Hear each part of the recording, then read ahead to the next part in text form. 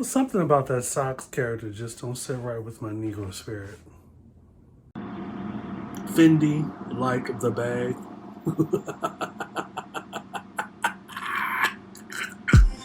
This is the I Refuse podcast. This is Mr. Fox, the I Refuse podcast, and we are back with another rousing review.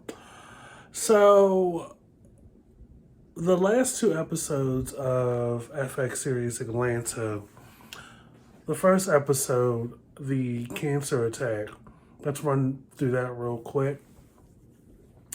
All right, so the three guys are in Budapest for a concert in what looks like an abandoned warehouse or a castle of some kind. You know, has a blueprint and is curious about it, the layout of the venue that they're at, and him and Alfred slash Paperboy have a conversation back and forth about ghosts and haunting, and Paperboy slash Alfred makes reference to ghosts of some kind.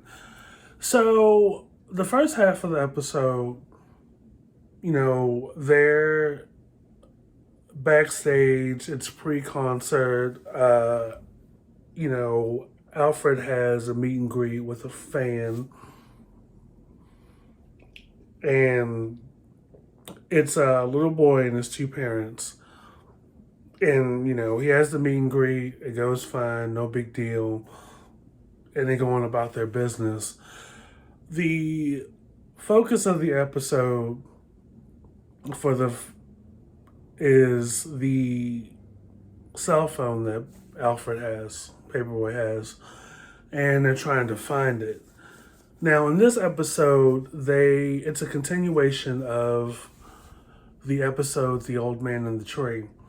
And with that, there's the three of them, Ern, Paperboy, and Darius, are with Socks, the performative, fake woke British dude with the yellow hat that charged at the Asian lady at the party in the Old Man in the Tree episode in defense of Darius. It was a clear misunderstanding.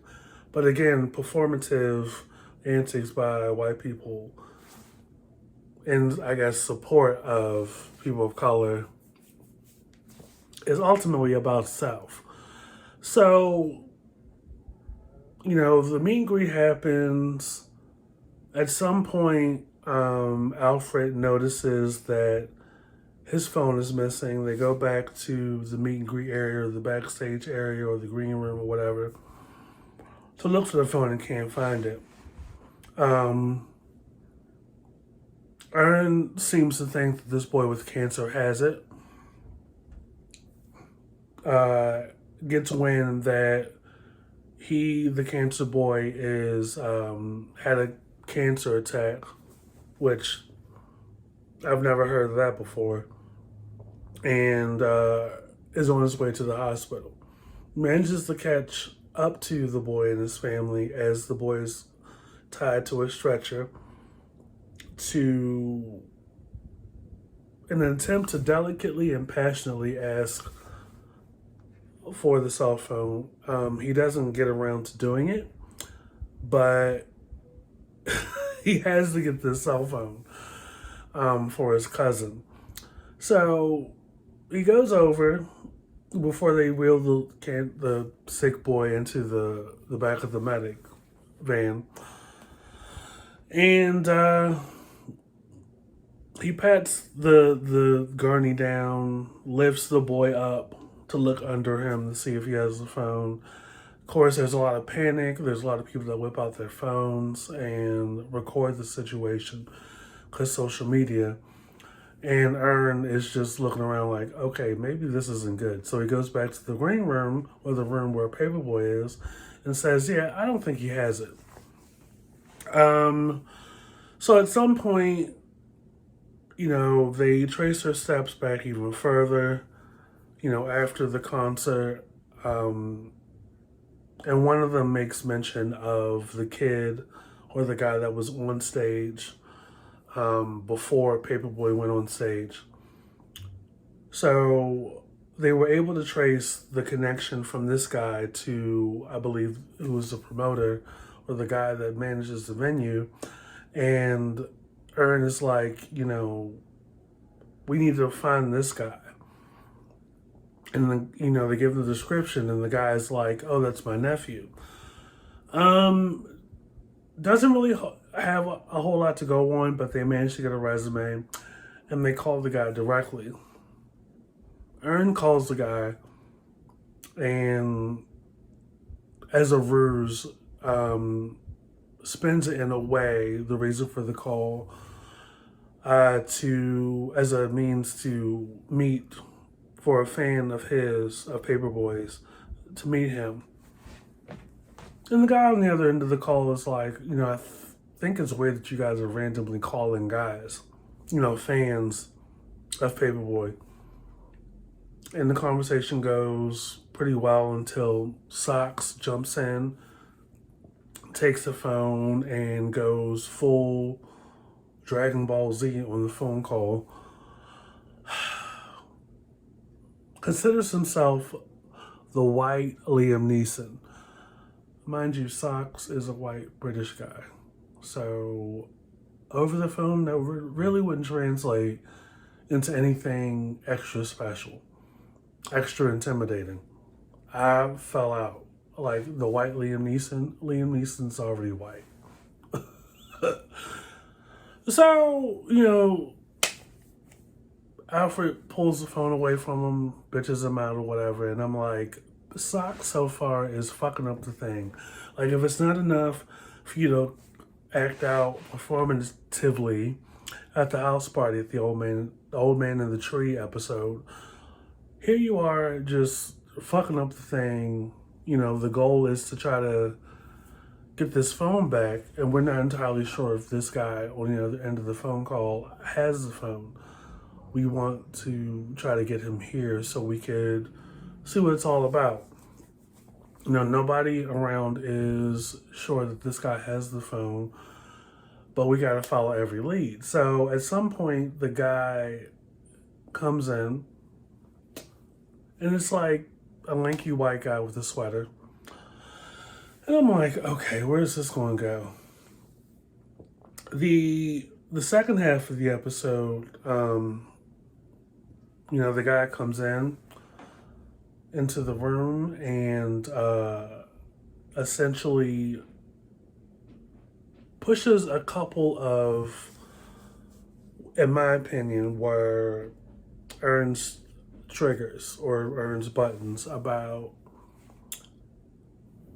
a black person sounding white, and with that not feeling like or appearing like they fit in to what it means to be black.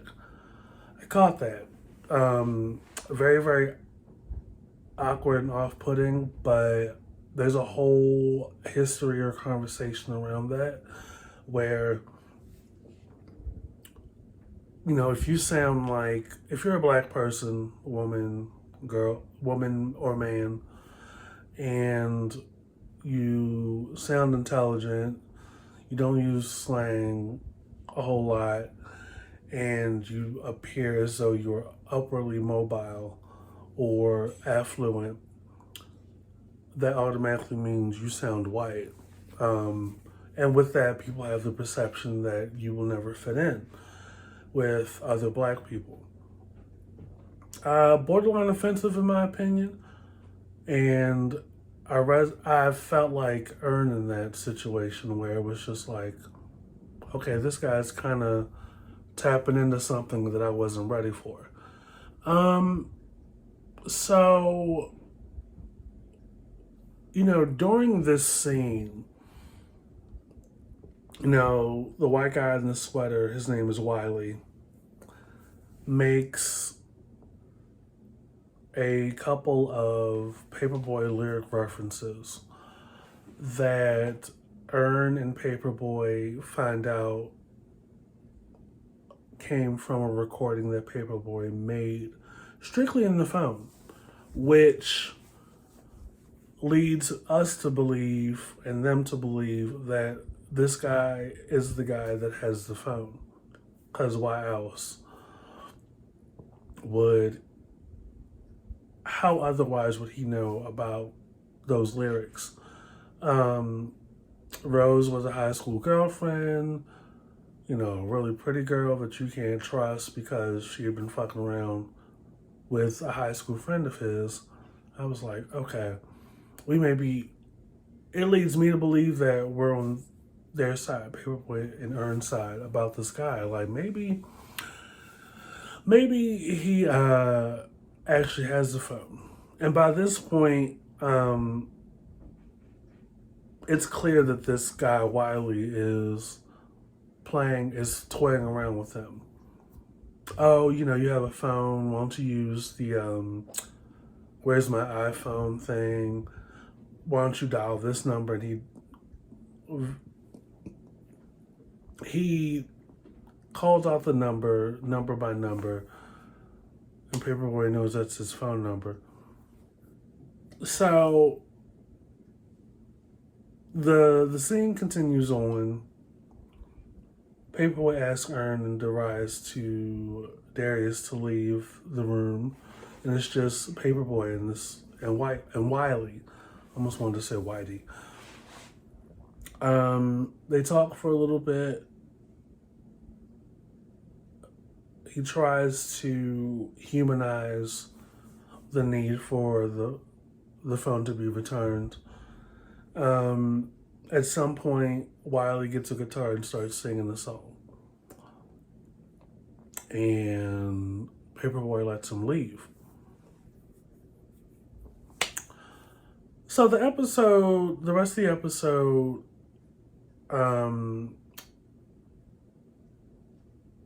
they all board the little minibus. You know, Socks apologizes to Paperboy about the whole grabbing the phone and going full Dragon Ball Z on this guy. And they all, you know, they get on the little minibus. Socks pulls out a phone, flips it over, throws it in the trash. And it's clear that Socks had the phone the whole time. So from my perspective, this episode plays into what's historically been known about white acts such as Buddy Holly, Elvis Presley, the Big Bopper, Roy Orbison, that are inspired to steal the soul sound and package it for white audiences. And with that, the songs that they remake or the songs that they do chart higher than black artists at that time. You know, James Brown, Wilson Pickett, Big Mama Morton, and that kind of thing continues on through this day, of how, you know, Justin Bieber, Ariana Grande are white as snow, but are packaged or nominated or put into the R&B category. At the Grammys, at the Billboard Awards, at the American Music Awards, ahead of actual rhythm and blues acts. And the same thing based off of the most recent Grammys telecast, reggae acts. You know, you had Spice One and Sean Paul in reggae categories. Sean Paul has been a dancehall reggae artist for at least 20 years. Spice One, this was her first year being nominated in the reggae category at the Grammys. Yet they both lost to an all-white reggae band from Virginia. And it's like, I thought we were true to the art form. You know, before James Brown, before Chuck Berry, before Elvis Presley, there was Little Richard. And he put the rock and roll and, the gospel and all that stuff before Jerry Lee Lewis into records. And all these white acts during that time, and even James Brown and Aretha Franklin and Wilson Pickett, inspired by that, went on to be like revered highly, and Little Richard got little to nothing. So that's what I gleaned from the cancer attack episode. It wasn't so much about the phone, it was more so about the white person with the non-person of color stealing ideas or memorizing lyrics, and the metaphor of pretending like they don't know what's going on. That comes with not, pretending like you don't know what's going on and going on with life. Paperboy never got the phone back, and I'm looking at Socks sideways again, because a character is already performative, a white British character that is performative, like theatrically, dramatically, in front of a group of people.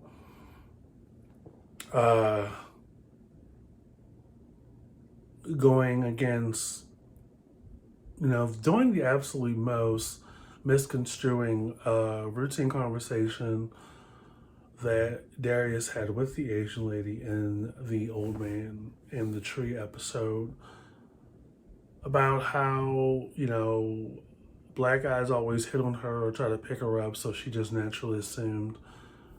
And the Rise, brushed it off. Nothing serious. But Socks had added more to it. And with that, when he saw her in the kitchen, when he was with a group of people, made it a much bigger deal than what it actually was. So now Socks is part of the season. He, again, is doing the most and trying to get this phone back. All the while, he had the phone the entire time. So I'm watching him. So I watched the cancer attack episode and went right into, I believe it's the white fashion or high fashion. The three guys are in another town or another city at a fashion house, who they're already like trying to cultivate some new designs somewhere else. The designer and his people meet with Paperboy and Earn, who is Paperboy's manager, and negotiate a barter of some kind. You're an up-and-coming rapper, the kids love you, the masses love you, we want to latch ourselves onto what you got going on.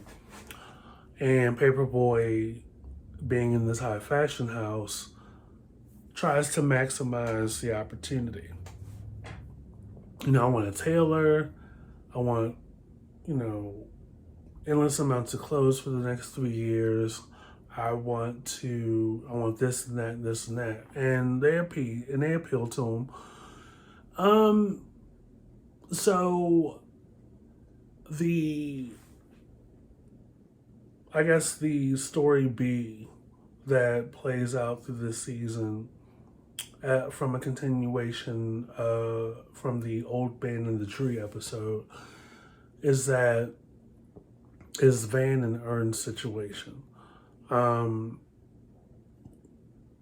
think Earn is finally coming around to seeing Van differently, and I think they'll end up getting back together. So, if you recall in my last Atlanta review episode, the post-credit scene from the Old Man in the Tree episode is that Earn texts Van or Earn called Van and she ignored the phone call. So by the time the cancer attack episode happens, it's probably a week or two, and she's not really giving him a whole lot to go off of. Now, mind you, they're exes, but they share a child together. He texted her, I think, at the top part of the episode, and she gave the thumbs up. And he started to text, "What the fuck? What's going on?" But took the WT off and sent the message. So during the high fashion episode, after Earn and Paperboy meet with the fashion house and things are going, Earn is walking through the hotel and runs into Van. And has a conversation with her then. And she's like, I'm just doing my own thing and you're busy. And she's sitting there with a bag, and as they're catching up or whatever, this white woman runs in. And I couldn't help but feel like that part was an homage to when the white woman was accosting the black teenager in the hotel lobby, believing that he stole her cell phone.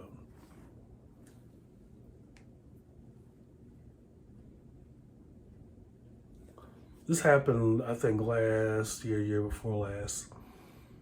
Y'all remember there was video footage taken by the boy's father of this woman that was running into the lobby and was like trying to accost and chase down this his son, accusing him of stealing her cell phone in a crowded lobby. And she got more press than he did. Did all that. Turns out the Uber she got out of was where her cell phone was. And she recently got charged and convicted, a light, white, bright sentence. So I couldn't help but see that when I saw the little white woman run in and try to accost Van, accusing her of shoplifting from a store. Van's like, "Oh, well, you're just accusing me because you feel like I can't afford it." And it was like a wig or something, and she got something, she got that from Christine's down the street, not from where this woman said. So, the security team or whatever, the employees, accosted the woman and said, if you make an issue, we're going to have to call the cops. And the woman runs out. And then they apologize to Van and Earn. Earn's like, "Look, this is not right. As people that's, for her to do that, it's racially motivated. We're black. And me and my fiance, as a guest of this hotel, this isn't cool." So they end up getting like a free stay out of the hotel. And I guess they reconnect. She looks at him differently, blase, blase. So the second part of the episode,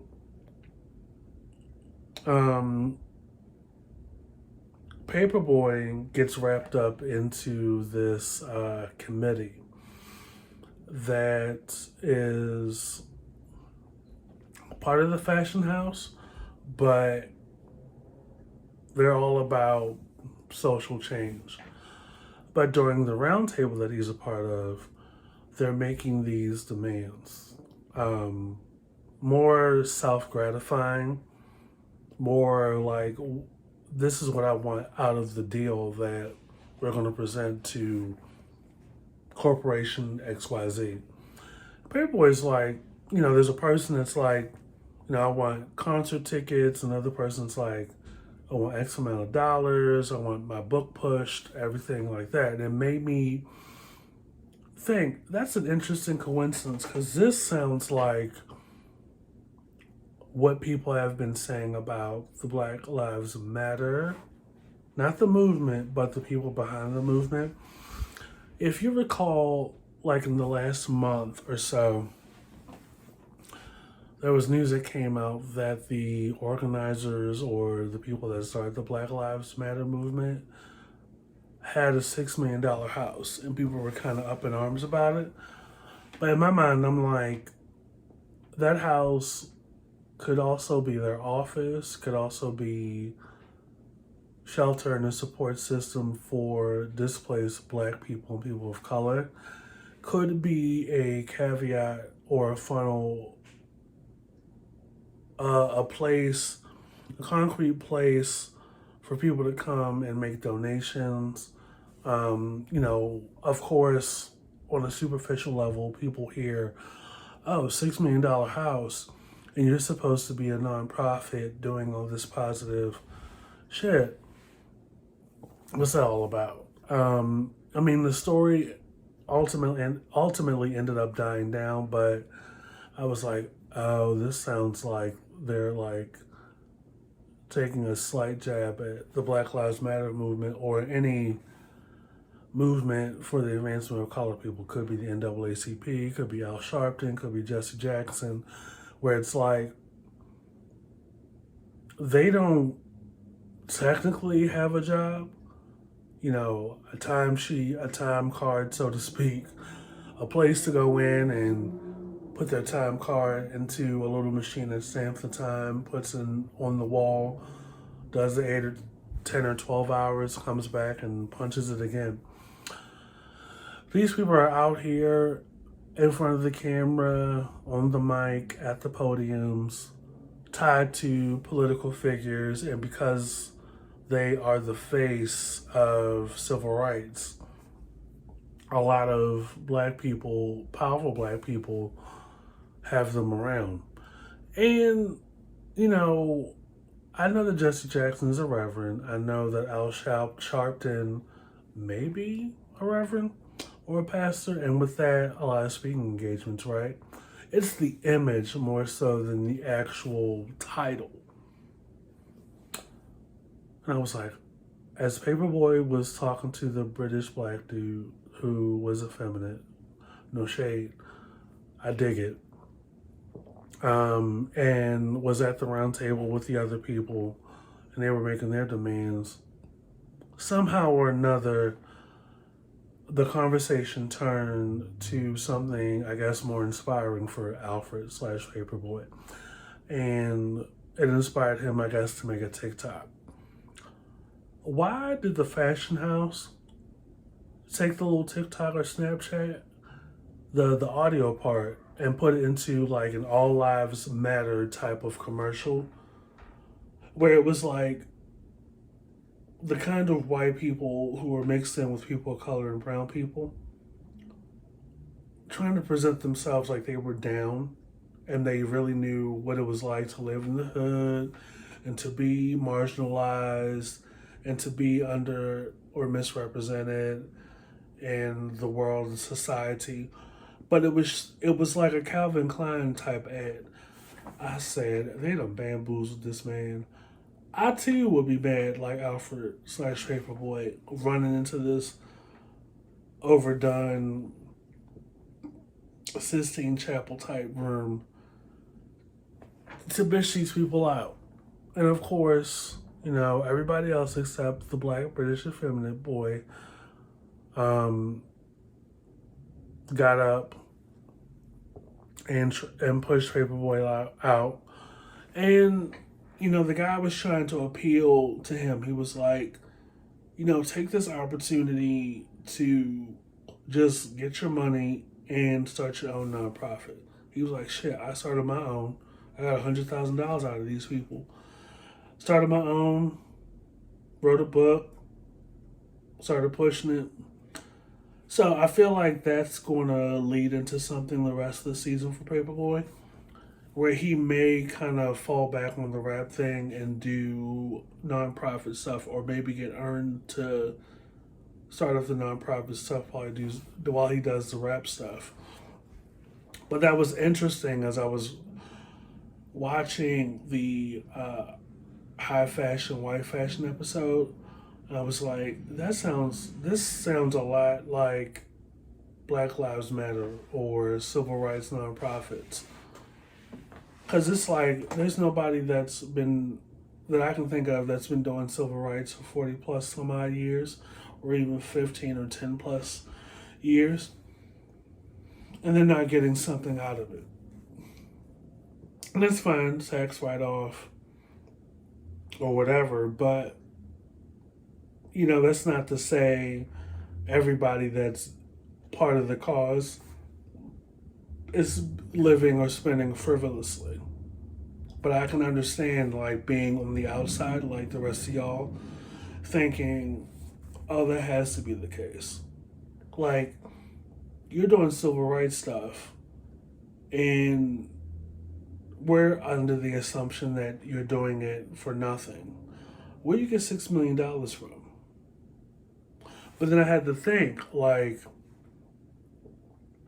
this is something that could be operating outside of state and federal funding or support, but still could function as a nonprofit. And with that, get a lot of donations, because there are a lot of people out there that feel deep down in their spirit that Black lives do matter, and they get the distinction between the legitimacy of BLM and whatever else people are trying to say over here. Um, and hopefully that outweighs the number of people that try to lump it into, I know Black Lives Matter, but all lives matter. Yeah, but this is the part of the body that's broken. And, I'm sure wherever you are, there aren't a lot of Black people. And with that, you probably don't have a lot of Black people or people of color at your table. And that is apparent. Even with that, you're not above education and information. Like, you're aware that oppression is a common thread in the world, but specifically in this country. And while the pendulum tends to swing to non-people of color, they don't have to worry about anything. They don't have to worry about being accosted or lengthy prison sentences or the hammer being brought down real heavy on them if they commit any kind of crime. And it goes, when the spectrum is from a simple police stop to shoplifting or murder, it's kind of in your favor. And I think a great deal of them know that. And with that, the other side of the scale is us, where it's a complete opposite experience.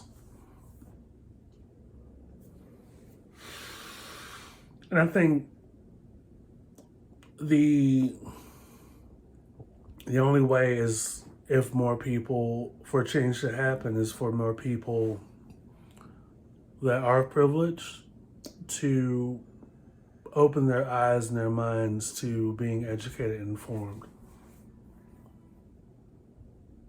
and less dismissive and aggressive as if somebody took their dodgeball away. So that's my review of the episode. That's what I glean, being a passionate Black person of color / person of color, that, Atlanta still has it going on. They touch on a lot of what's going on right now from the perspective of a Black person of color. And with that, like,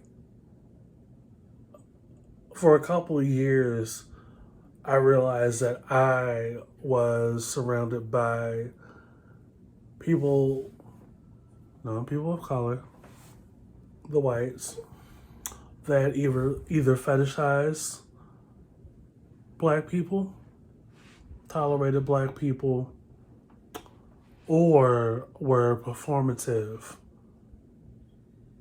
on an opportunist level. Um, yeah, we're friends, but I'm gonna vote you out. These white people that are around this table are more important.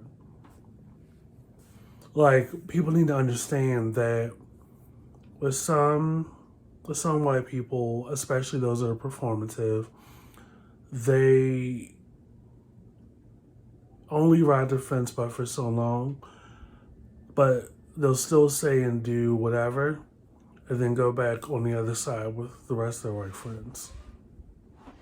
If you are not aware, I talk about this a great deal on the podcast on the streaming side of I Refuse. This is just YouTube, but on the streaming sides, we're on 8 platforms. Apple Podcasts, Overcast, iHeartRadio, Spotify. I Refuse, 2 words. On YouTube, it's I Refuse Podcast.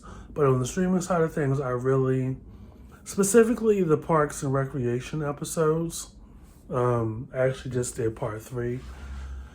Maybe that'll be the final part, but maybe not, where I talk about my experience and the realization, actualization that I come to since 2019. But yeah, I saw a lot of my experience in that high fashion episode, the latest episode, which I believe was episode 5 of Atlanta season 3, where it was just like individually people that are on the outside want something to gain from it. Now, I didn't go as far as Paperboy and Alfred because I knew at some point the other shoe was going to drop and people were going to turn their backs and walk away. Even though brotherhood and I believe the word inclusion is on the website that, the club has. They're not walking the talk. So yeah, this is Mr. Fox's I Refuse podcast. This is my review of the season 3 of Atlanta, the cancer attack and the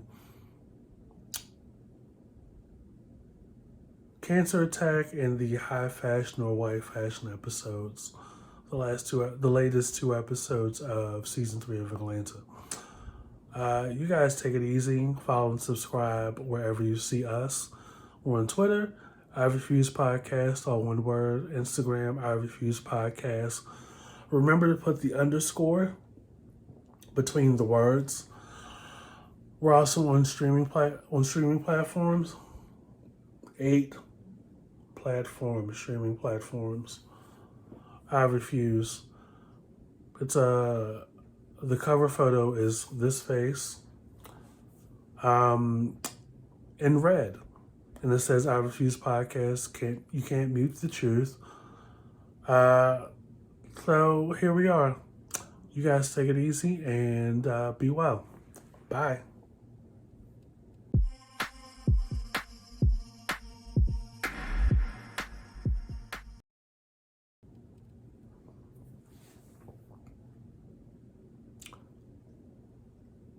I wonder if white people know they're the problem and know that they are the caviar for change. And what's it going to take for like husbands and partners and boyfriends and shit to really hold their racist loved ones to the fire? But again, people intentionally are like that when their husbands and boyfriends and partners are not around. But karma doesn't play favorites, and that may just come up on the horizon and surprise our asses. Because, at some point, things will come to a head. You can only hide that shit but for so long until people like me come up to the mic and the podium and tell the fucking truth for what it is.